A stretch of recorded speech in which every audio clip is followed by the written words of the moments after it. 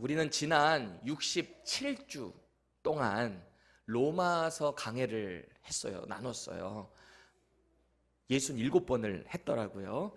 그 로마서 하면 일단 예수 그리스도가 누구신가, 그분이 어떻게 이 땅에 오셨는가, 하나님이 당신의 그 복음을 어떻게 누구를 통해 드러내셨는가, 그런 이야기, 우리가 어떻게 의인이 되었는가, 그런 이야기, 그리고 그리스도인들은 어떻게 살아가야 되는가, 교회는 어떠해야 되는가, 이런 이야기들이 쭉 나눠졌었습니다.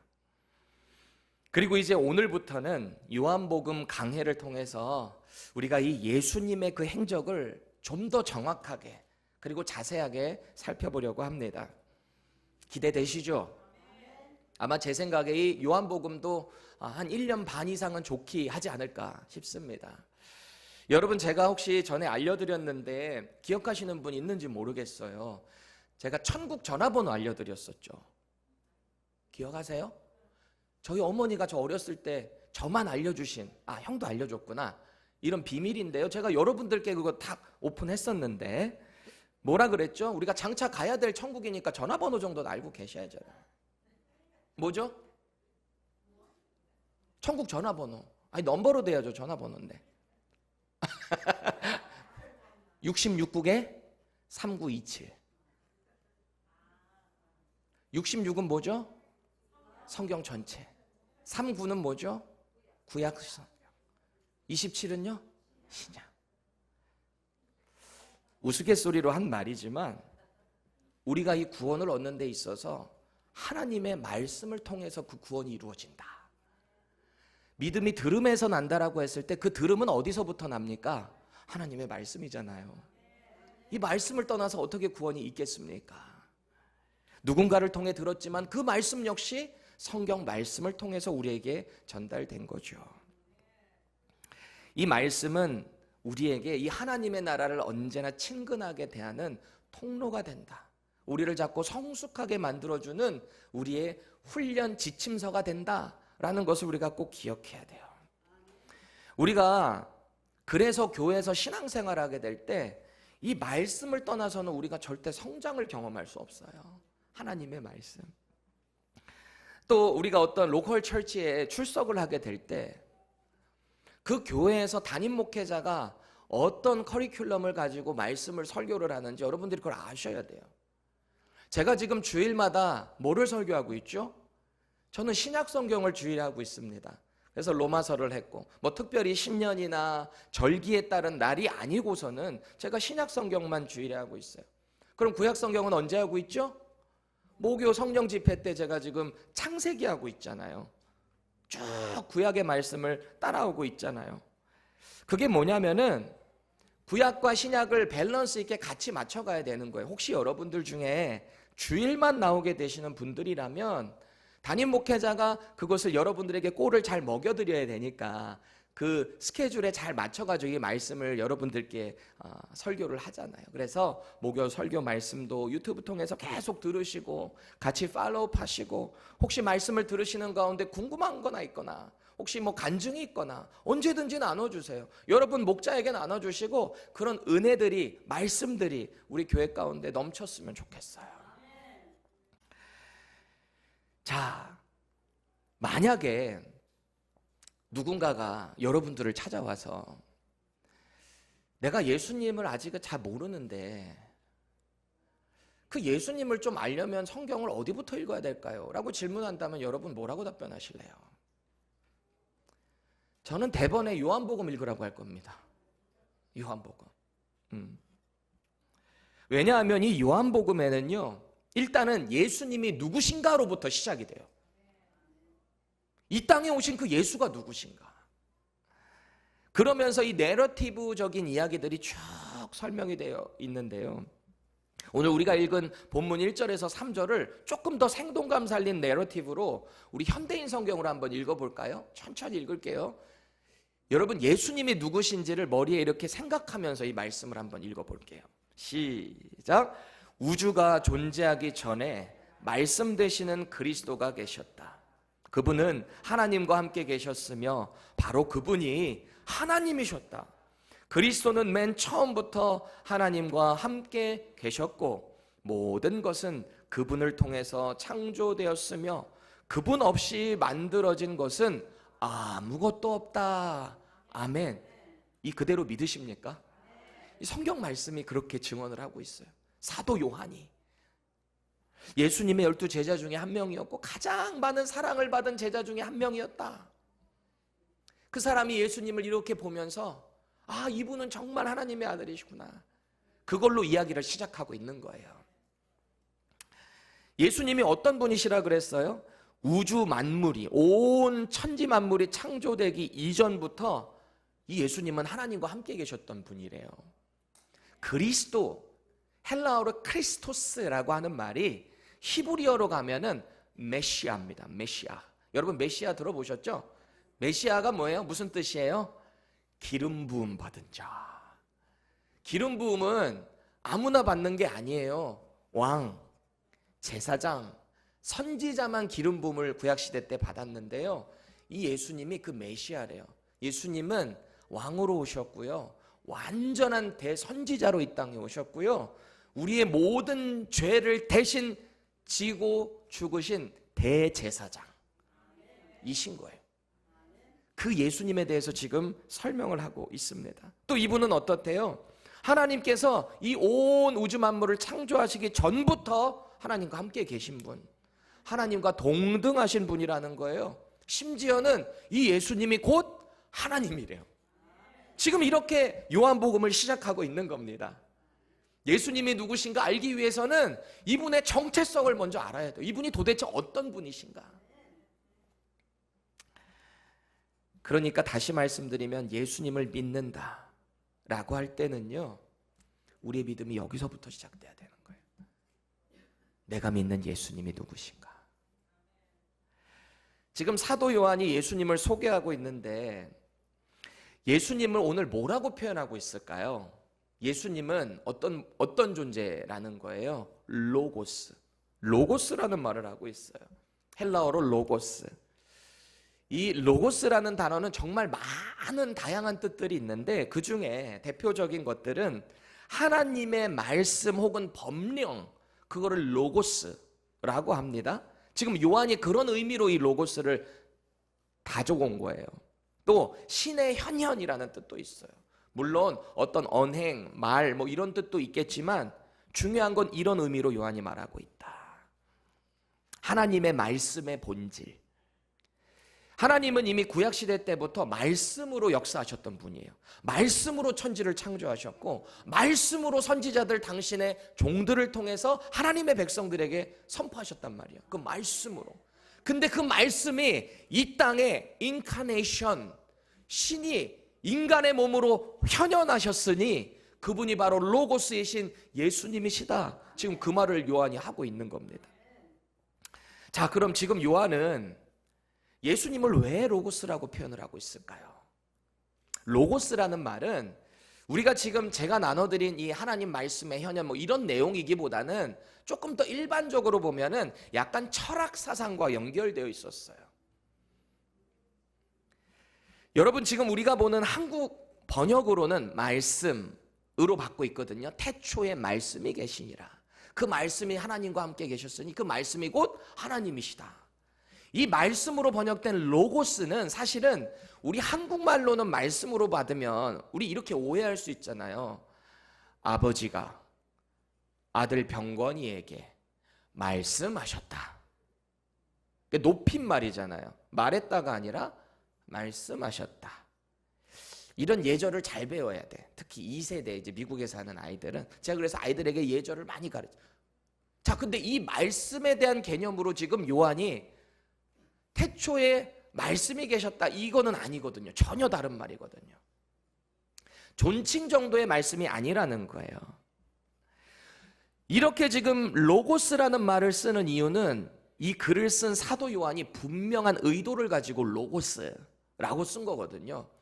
이 글을 보는 모든 사람들이, 특별히 헬라인 같은 사람들, 이방인들이 예수가 누구시구나 라고 할 때 예수는 로고스다라고 하면 딱 알아들을 만한 용어가 로고스였거든요. BC 6세기부터 예수님 오시기 6세기부터 예수님이 활동하셨던, 그러니까 1년부터 99년까지를 1세기라 그러잖아요. AD 1세기 그 사이에 이 로고스라는 사상이 그리스, 헬라, 로마, 그리스 그 시대 때 아주 철학 사상으로 유행을 했었어요. 대표적인 사상 중에 하나였습니다. 이 사람들에게 있어서 로고스라는 것은요, 창조의 능력이고 우주를 이끌어가는 존재, 그것을 가리켜서 로고스라고 이 철학 사상에 젖어 있는 사람들이 생각을 했어요. 그러니까 이들에게 있어서 로고스는 온 우주 만물을 통제하는 능력이기도 하고요, 그 자체가. 또 이 사람들이 생각하는 어떤 초월적인 형이상학적인 어떤 존재, 그것을 로고스라고 인식하고 있었습니다. 그래서 이런 환경에 젖어 있었던 사람들에게 사도 요한이 예수가 누구신가라고 설명을 하기에 이 로고스만큼 딱 맞아떨어지는 단어가 없었던 거예요. 그래서 그들에게 태초에 로고스가 계셨으니 그 로고스가 이 땅에 육신을 띠고 오셨다, 그 로고스는 곧 하나님이시다, 예수님을 비유를 하는데 이 로고스를 딱 대입을 한 거죠. 그러니까 그 사람들이 이런 말을 딱 듣고 나면, 아, 지금 어떤 신에 대해서 이야기를 하고 있구나, 그런 철학 사상에 젖어 있었던 사람들이 그렇게 바로 이해를 하게 됐던 거죠. 다분히 의도적인 거예요. 한국 같은 경우에도 이런 케이스가 있죠. 조선시대 때 선교사들이 딱 한국을 들어갔는데 이 사람들이 뭐 마약에 젖어 있거나 뭐 세상의 온갖 풍속, 미신, 이런 샤머니즘에 젖어 있었잖아요. 근데 이 사람들에게도 어떤 신적인 존재의 용어가, 개념이 있었는데 그게 뭐였죠? 하늘에 계신 신이라고 해서 하늘님이라고 하는 개념이 있었단 말이에요. 그러니까 선교사들이 이 하나님 여호와에 대해서 설명을 해야 되는데 뭐로 대입을 하면 좋을까? 너희들이 그 대단한 유일한 신이라고 생각하는 그 신이 바로 너희들이 생각하는 하늘님이다, 그게 여호와다라고 이렇게 대입을 하게 된 거죠. 무슨 말인지 아시겠죠? 물론 같다라고 볼 수는 없죠. 그러니까 말씀에 더 설명이 필요하겠죠. 로고스 개념도 사실은 마찬가지죠. 그러니까 딱 처음에 정의는, 아, 로고스 하면 신적인 존재, 그분을 예수님으로 지금 설명을 하고자 하는 거죠. 오늘 본문에 보니까 이 로고스이신 그럼 예수님은 어떤 분이신가? 그 예수님의 세 가지 속성을 설명하고 있어요, 사도 요한이. 첫 번째 보면은 예수님은 영원 전부터 계신 분이라는 거예요. 온 우주 만물이 창조되기 이전부터 계셨던 분. 1절 다시 한번 보세요. 태초부터 계셨다 그래요. 우리 개역개정에 보니까 저 한자어 단어가 클 태자의 처음 초자거든요. 그러니까 이거를 풀어서 해석을 한 게 아까 우리 현대인의 성경이 우주의 시초라고 말을 한 겁니다. 우주가 존재하기 전에 말씀 되시는 그리스도가 계셨다, 메시아가 계셨다, 그 말을 하고 있는 거예요. 근데 이분은 하나님과 처음부터 스스로 함께 계셨던 분이다 라는 이야기를 하는 거죠. 자, 두 번째, 이 로고스이신 예수님의 속성, 말씀이신 예수님은요 곧 하나님이시라는 거예요. 1절 하반절 보세요. 이 예수님은 하나님과 영원 전부터 함께 계셨는데 이 예수님의 정체가 곧 또 하나님이시다, 이 말을 하고 있습니다. 여러분 삼위일체 들어보셨죠? 트리니티 들어보셨죠? 그럼 질문 드릴게요. 여러분 잘 대답해 보세요. 트리니티, 삼위일체라는 용어가 성경에 나올까요, 안 나올까요? 어떻게 하셨어요, 우리 써니자매님? 어떻게 하셨어요? 찍었어요? 어떻게 했어요? 정답! 성경에 안 나와요. 그럼 어떻게 우리는 이 삼위일체라는 것을 알게 됐을까요? 많은 교회의 역사 가운데 성경의 말씀을 여기저기 다 해석을 해서 모아보니까 예수님, 하나님, 성령님이 분명히 각 위가 다르신데 한 분이시다라는 게 성경적으로, 교회적으로 정립이 된 거예요. 그래서 이 삼위일체라는 단어를 어떤 학문에서 이것을 정립했는가? Systemic Theology, 조직신학에서 이것을 만들어낸 거예요. 삼위일체라는 개념. 여기 안에 다 포함이 되어 있는 거니까. 그러니까 우리가 잘 알고 있는 신론, 하나님에 대해서, 기독론, 그리스도에 대해서, 성령론 이런 게 다 조직신학입니다. 그래서 예전에 어떤 분은 그러니까 신학사상에 대해서 막 교수님들에서 좀 네거티브를 갖고 있는 목사님들이 조직신학은 조진신학이야 막 이러면서 막 비아냥거렸는데 그렇지 않습니다. 조직신학이 없고서는 우리가 성경을 잘 해석할 수가 없어요.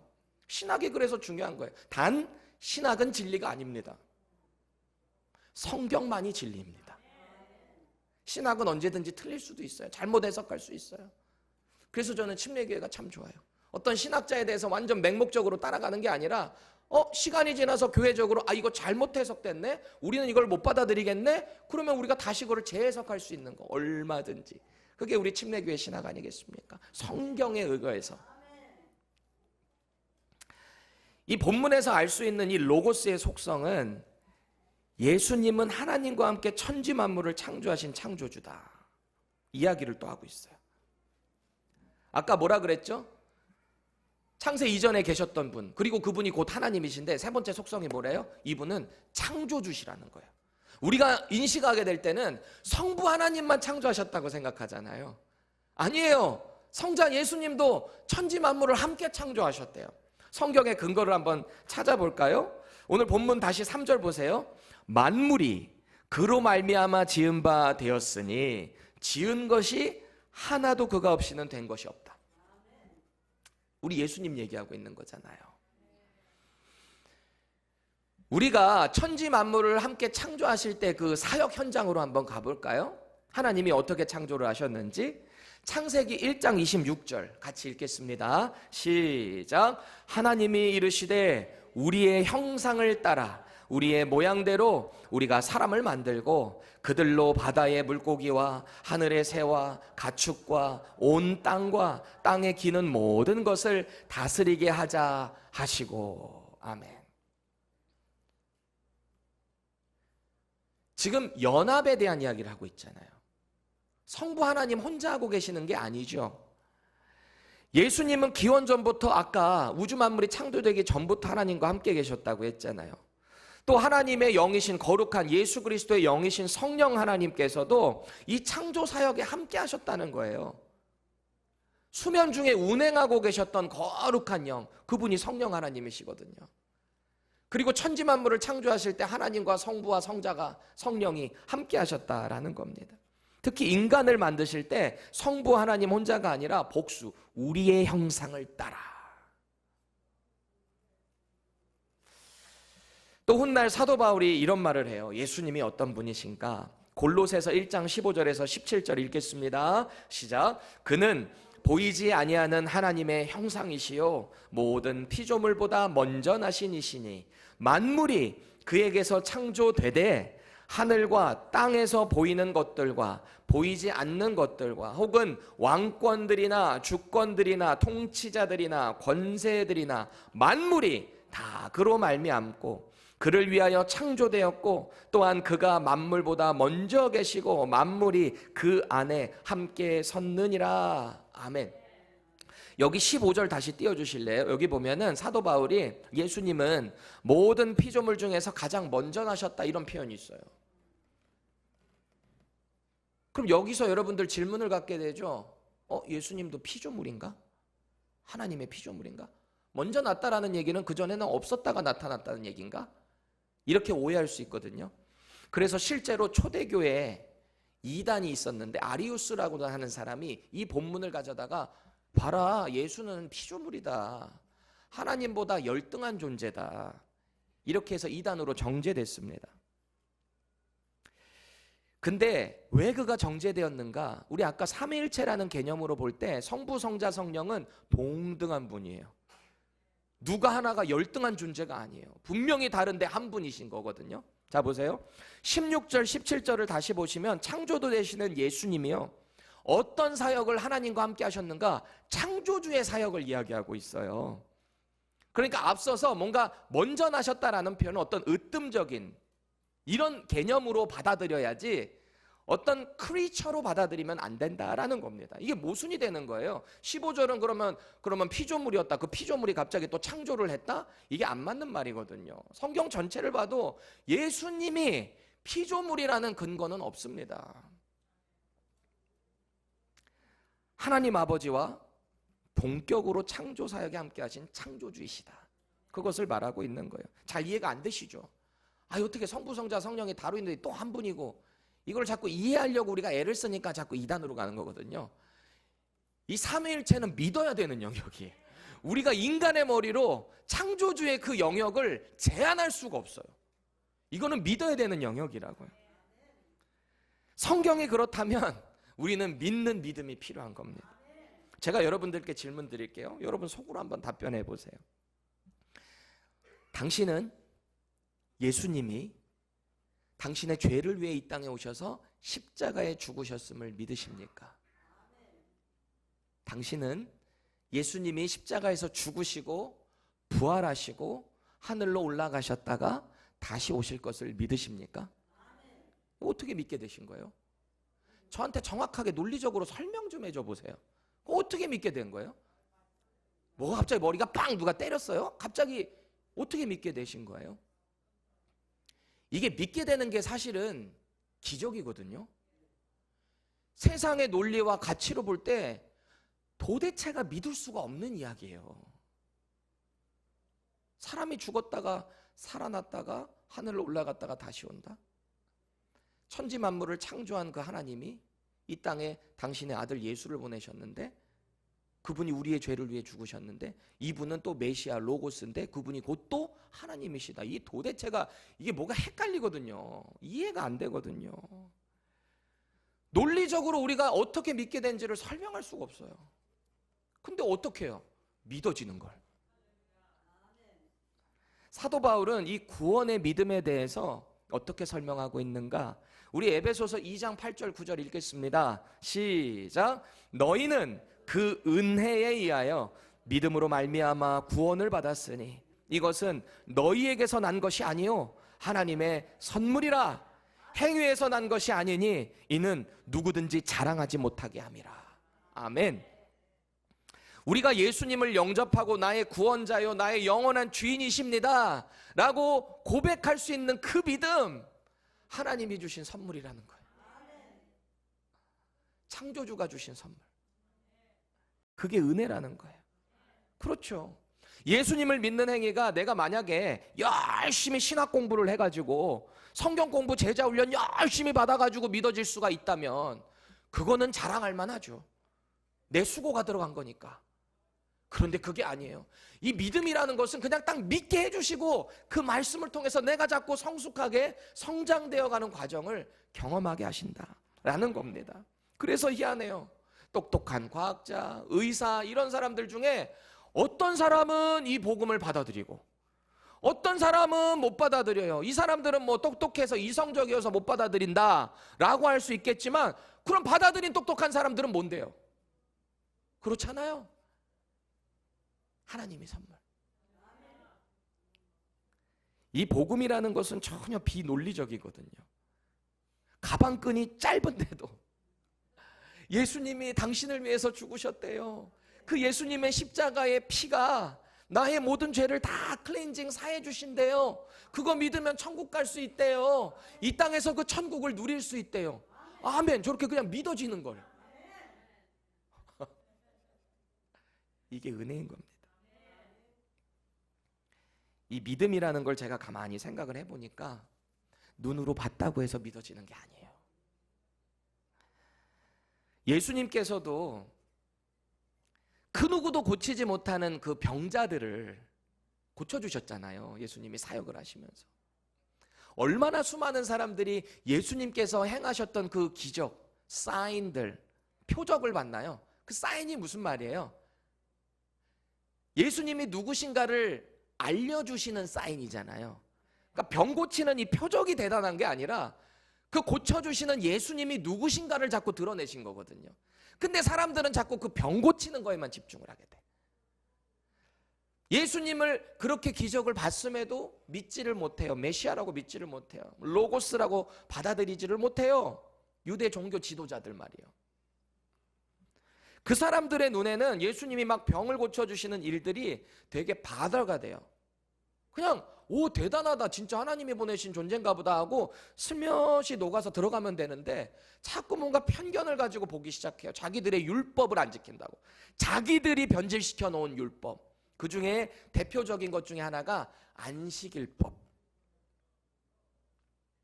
안식일의 규정이 원래 뭐라 그랬죠? 안식일? 안식일은요, 출애굽하는 이스라엘 백성들에게 너희들 나 신뢰해라. 매일 나가서 너희들 만나를 다 거두잖아. 그런데 안식일만큼은 전날에 이틀치 거둬. 원래 하루씩밖에 안 돼요.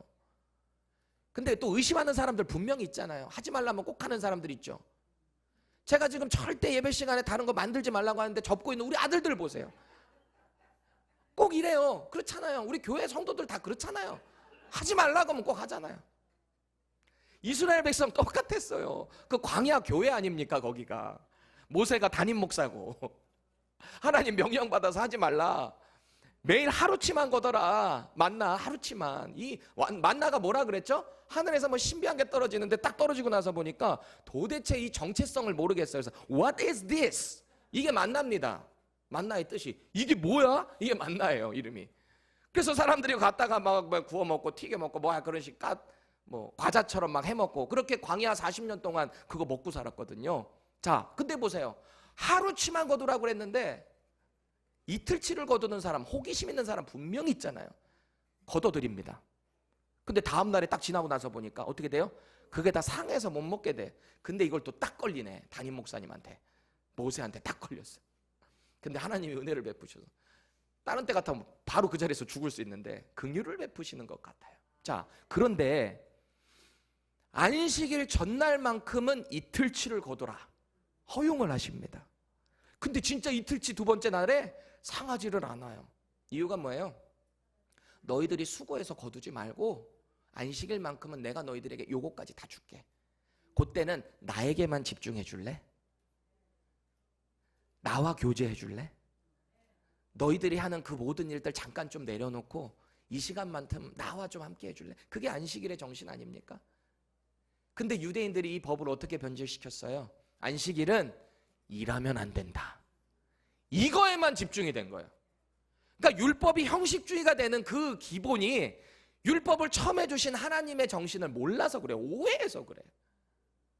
뭐뭐 하지 말라에만 집중을 하다 보니까 일하면 안 되겠구나. 그러니까 제가 우스갯소리 말씀드렸잖아요.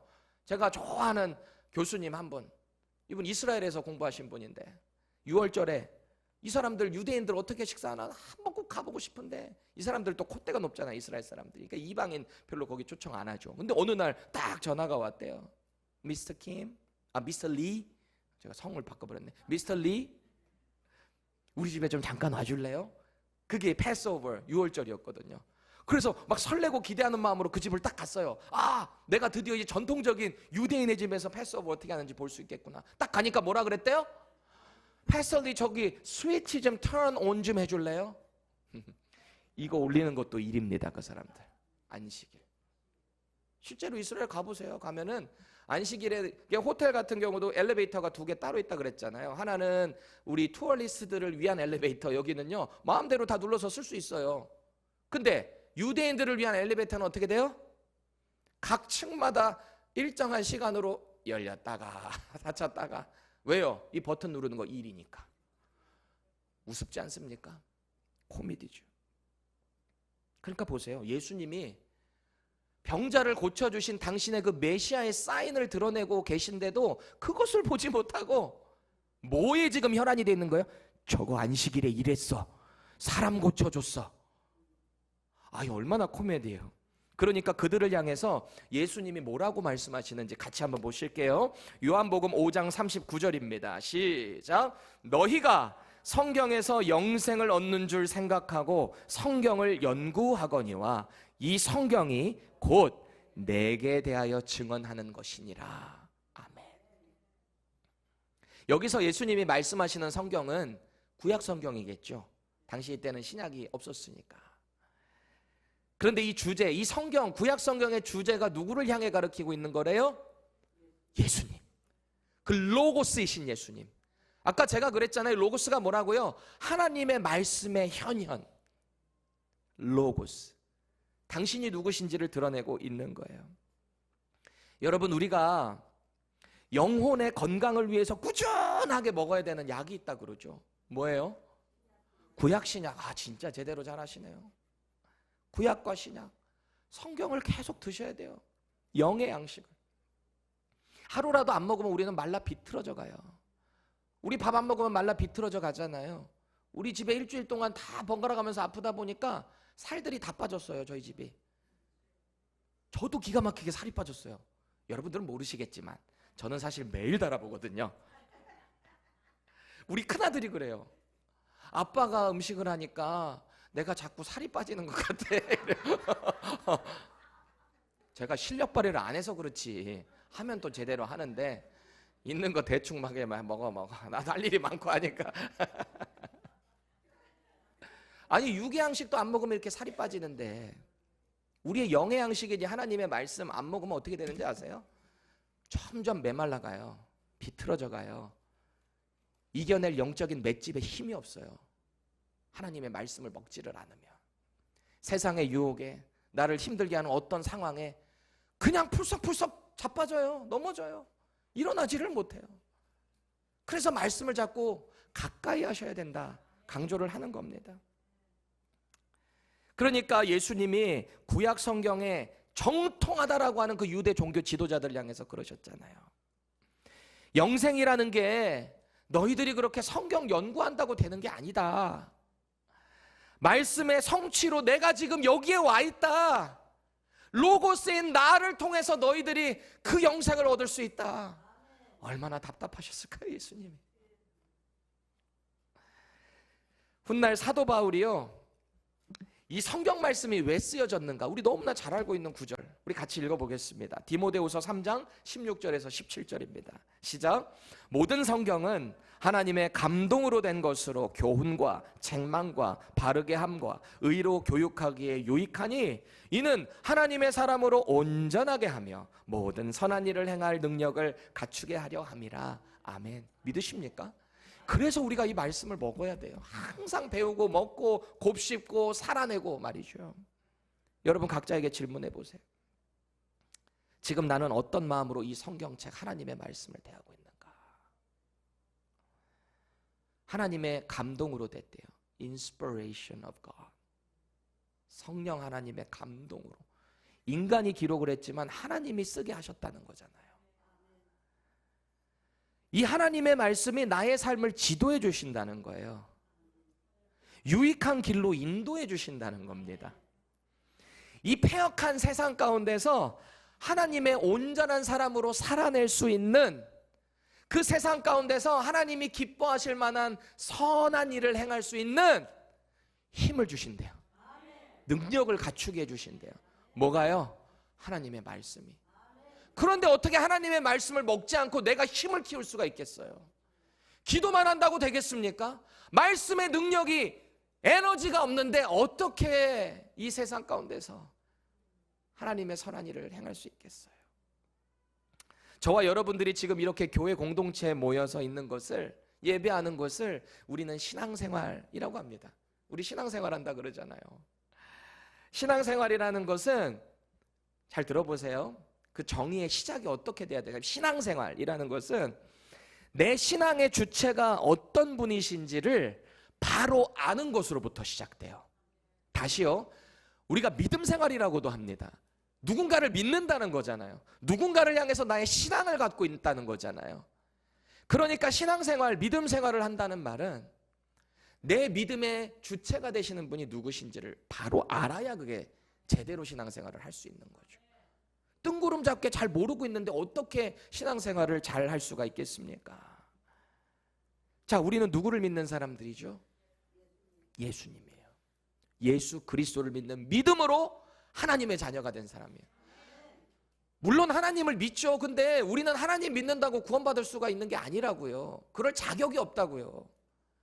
자격이 없으니까 하나님께서 예수 그리스도를 이 땅에 보내주셔서 그분의 죽으심을 통해, 야, 이게 원래 너네가 죽었어야 되는데 내 아들 대신 죽게 했다. 그거 믿게 하면 내가 너 의롭다고 해줄게. 이게 칭의잖아요. Justification.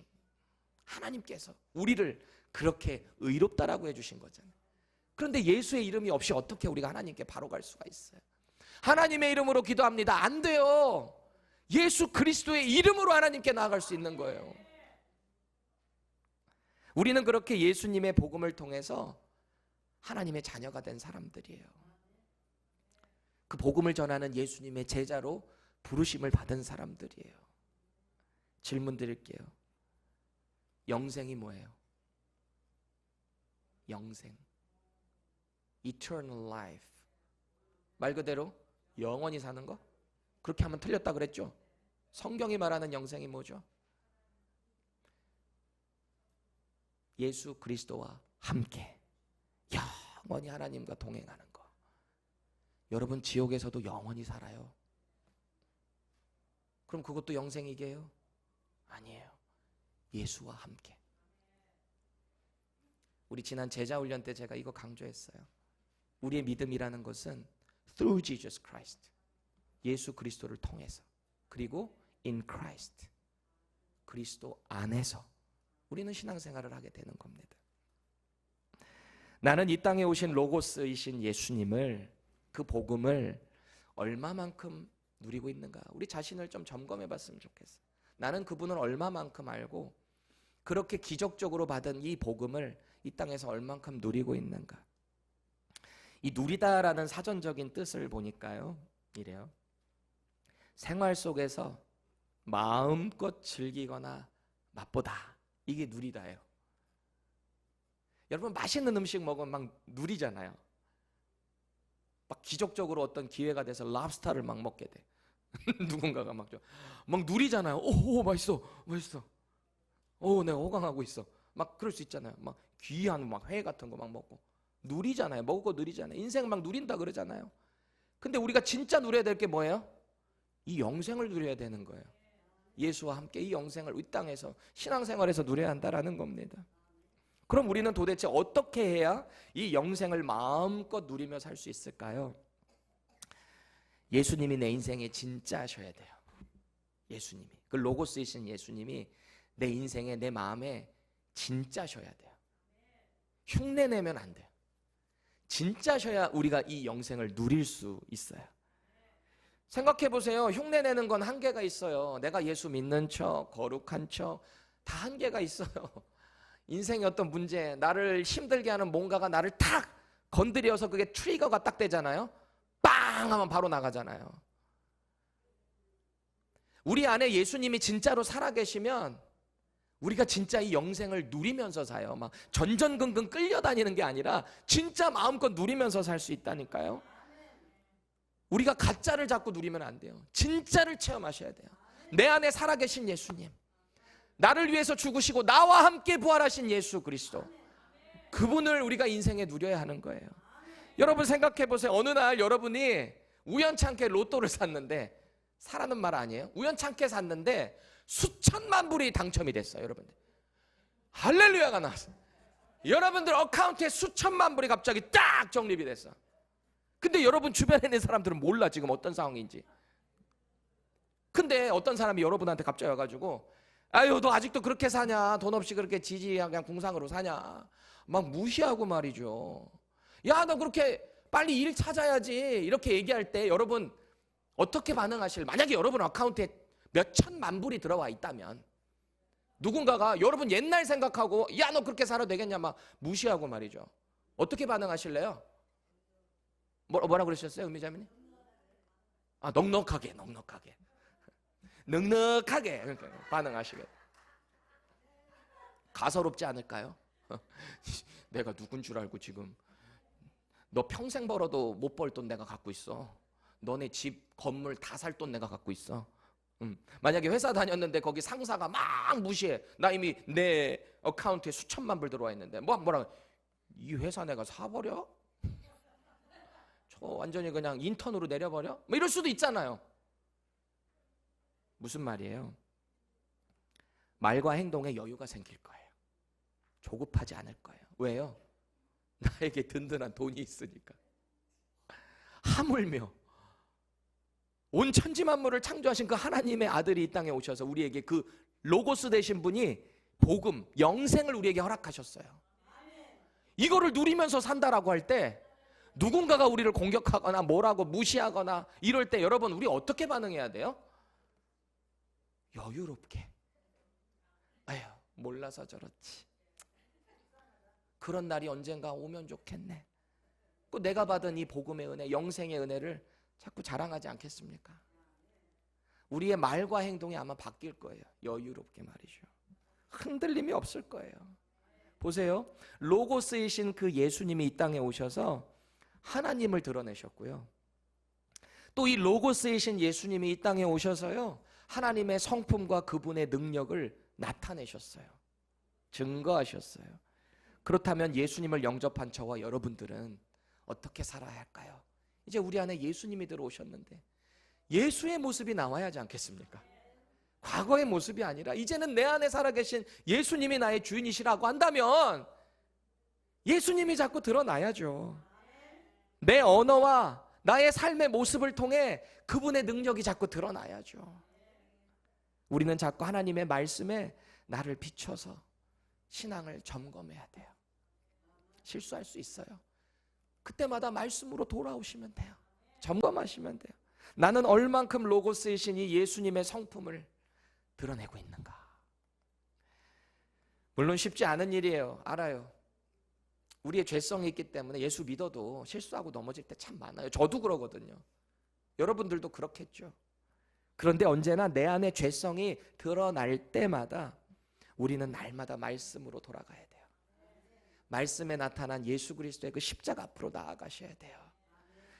사도 바울이 그 예수님을 영접하고 어떤 삶을 살아가게 되는가 믿음으로 이렇게 권면합니다. 도전합니다. 우리 같이 읽을게요. 갈라디아서 2장 20절입니다. 시작. 내가 그리스도와 함께 십자가에 못 박혔나니 그런즉 이제는 내가 사는 것이 아니요 오직 내 안에 그리스도께서 사시는 것이라.